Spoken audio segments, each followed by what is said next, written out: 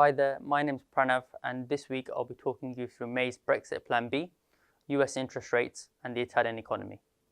Last week was a busy one for the pound as political headlines continue to dominate the news. On Tuesday, MPs voted on Theresa May's Brexit Plan B, which to all intents and purposes seemed no different from her original withdrawal deal, which was rejected 2 weeks ago in Parliament. However, the government has made it evidently clear that it does not want a no deal. However, at the same time, it backed the Brady Amendment, which pledges to make changes to the Irish backstop.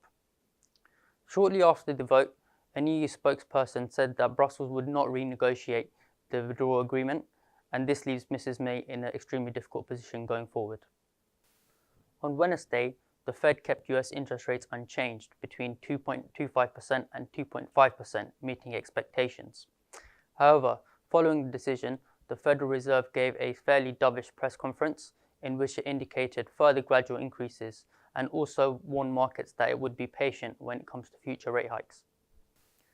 The Italian economy slipped into recession last week after figures showed that it experienced 2 consecutive quarters of negative growth. Fourth quarter GDP for 2018 showed that the economy contracted by 0.2%, and the previous quarter it contracted by 0.1%.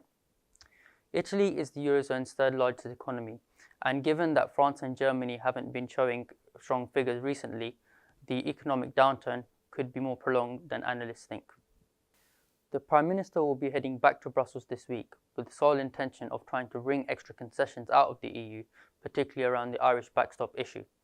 As it stands, the UK is set to leave the EU without a deal unless a compromise can be reached between now and the March 29th deadline. Also later this week, we have the Bank of England expected to make a decision on the future of UK interest rates. The expectation is that borrowing costs will remain unchanged. Thank you for listening to this week's Rational Thinking.